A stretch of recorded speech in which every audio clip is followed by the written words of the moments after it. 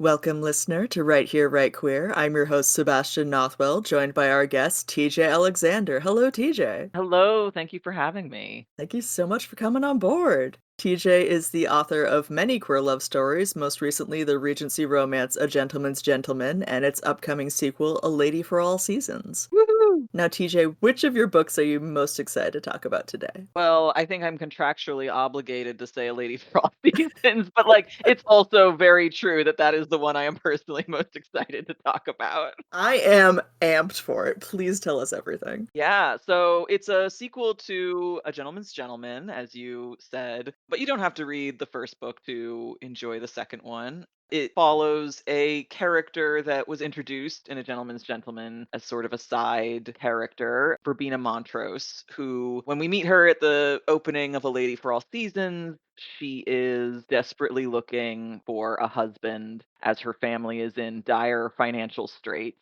and she needs to get out of there. She quickly hatches a plan to marry a upwardly mobile tailor, Etienne, who we also met in A Gentleman's Gentleman. He's gay, and she knows it because she's very smart and has eyes. And she proposes that they, engage in a lavender marriage, essentially, and he agrees. And that all happens within the first couple chapters of the book.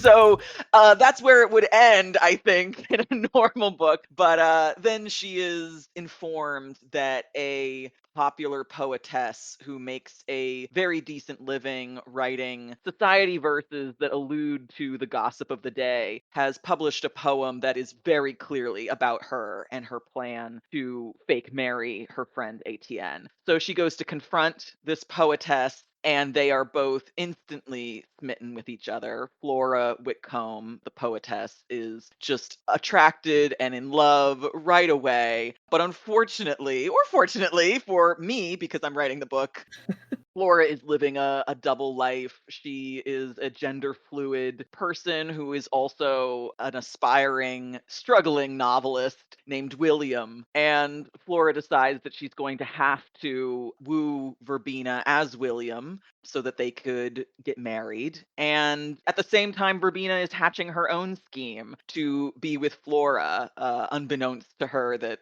these other schemes are going around. So it's a comedy of errors and manners and a big romp through the literary world of Regency, England, and Wales, and Scotland. We go all over. Excellent.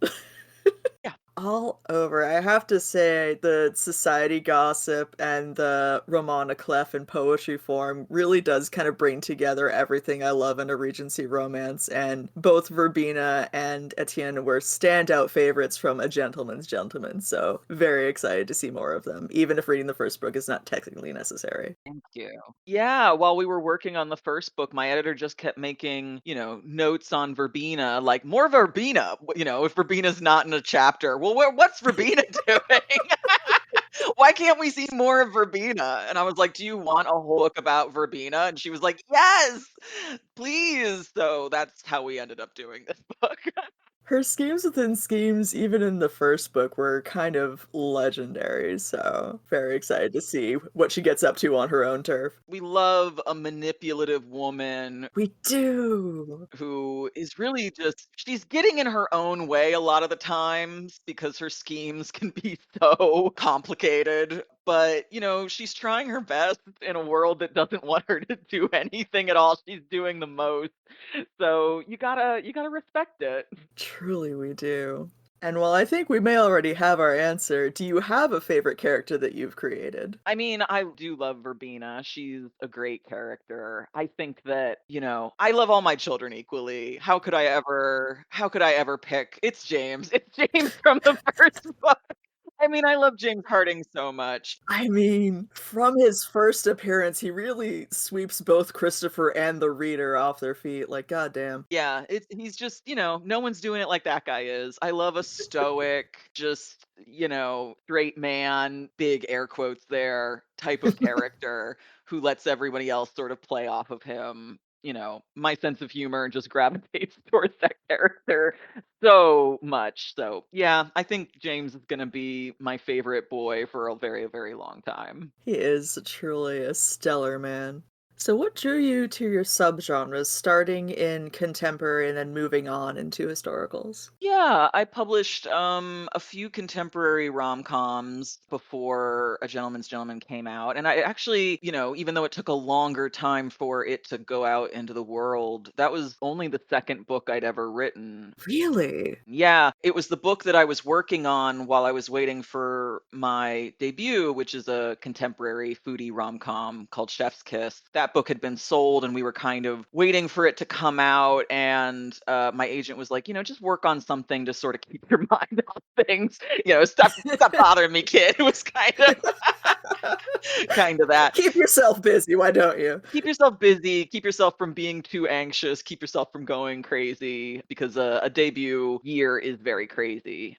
So yeah, so I had been working on this historical idea for a while, toying around with it and, finally sitting down to write it when we were out on submission with the debut and then later when it got sold, I was still working on it. And it seemed to me like a real simple, like one-to-one sort of allegory of the story of trans life, which is trying to navigate a world that has these arcane rules and roles, and everything is very strict.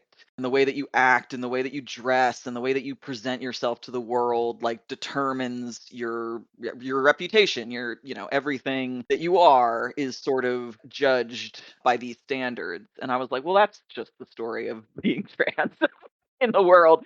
Truly, though. Yeah, truly. I couldn't believe that more people hadn't done it. Obviously, we have some really great examples, but at the time, very thin on the ground in terms of queer historicals, period. So yeah, it took a long time to sell it, but I'd always wanted to explore that. I grew up like many people did, reading historical romances in the 80s and 90s, the really old school Viking prince kind of stuff that I grew out of when I realized it was painfully heterosexual. But, I always loved that kind of thing, the intricate worlds of the ballrooms and, high society and nobility. And it was all just very heightened. And I was always attracted to that. Yeah. Absolutely. We do love an intricate ritual, it has to be said. Hmm. Speaking of which, what stories inspire you? I mean, I grew up being read to a lot by a mother who just had so many paperbacks. And I think my very earliest memory of being like tucked in and read a bedtime story to, she was reading like the entire casebook of Sherlock Holmes to me and my brother, which, now as an adult, I'm like, wow, that guy was just doing heroin on the page. But like, I was 3, so I didn't know that it was back. It was medicine at the time. Yeah, at the time, it was in like soda at the time. It's fine.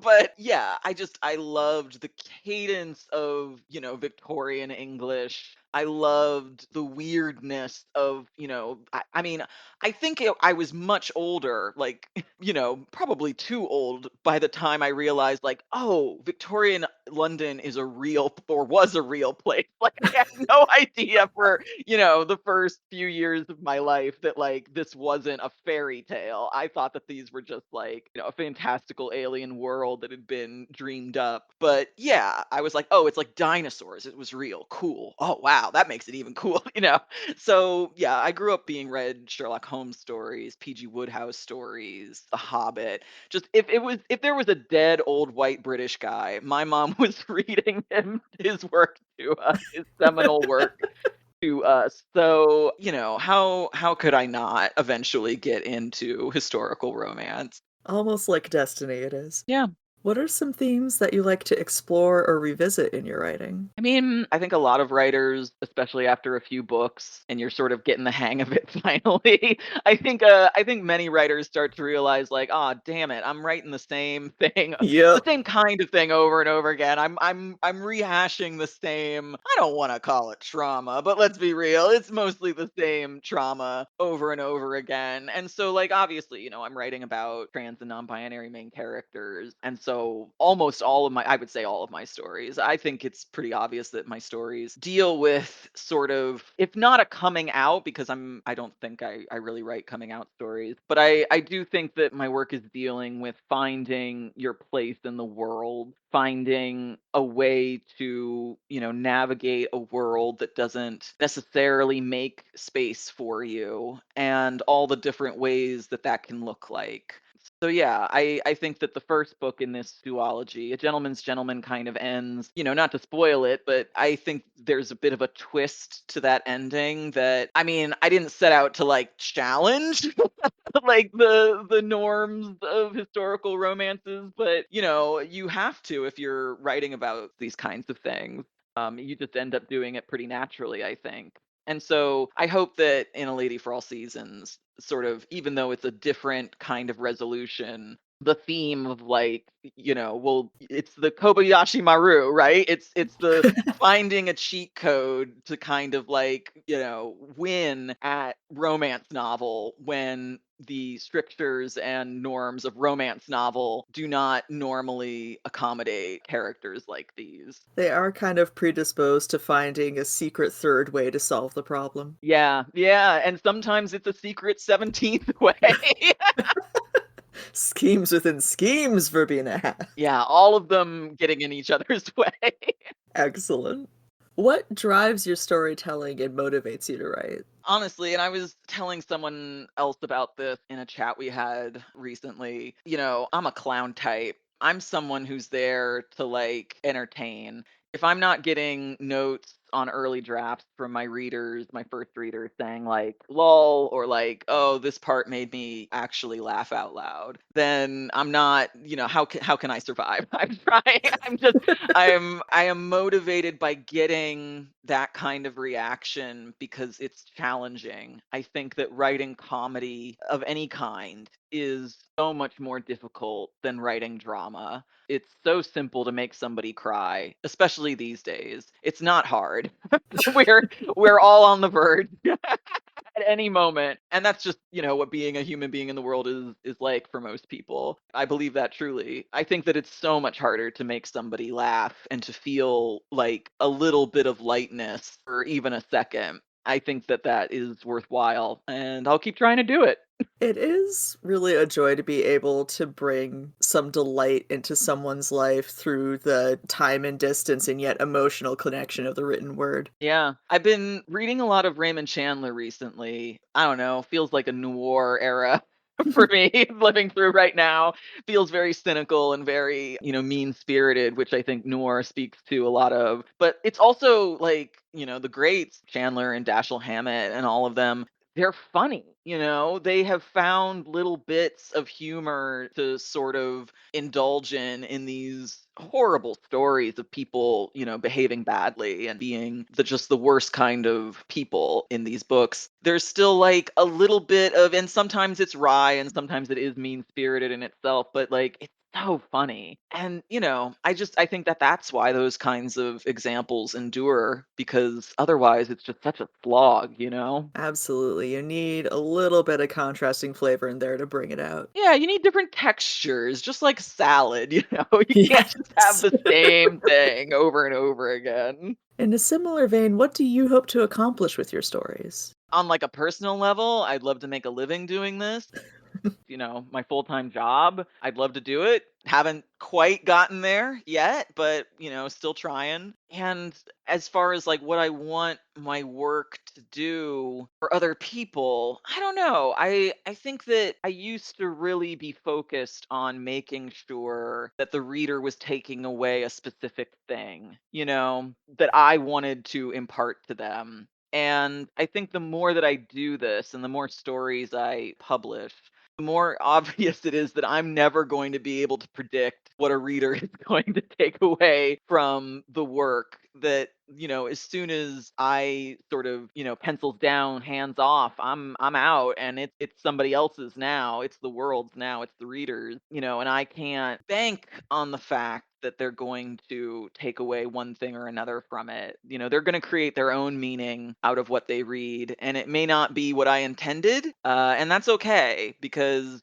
that's the individual chemistry of that person who is taking in that art, and however they need it is what they're going to end up with, which is kind of comforting. And that's not to say that like then I can just do whatever, and like screw it. Like I still have to like try and give them something that they can, tease out their own meaning from. And, hopefully I'm doing that in a way that is a good experience for them, is helpful or entertaining or whatever it is that a reader needs.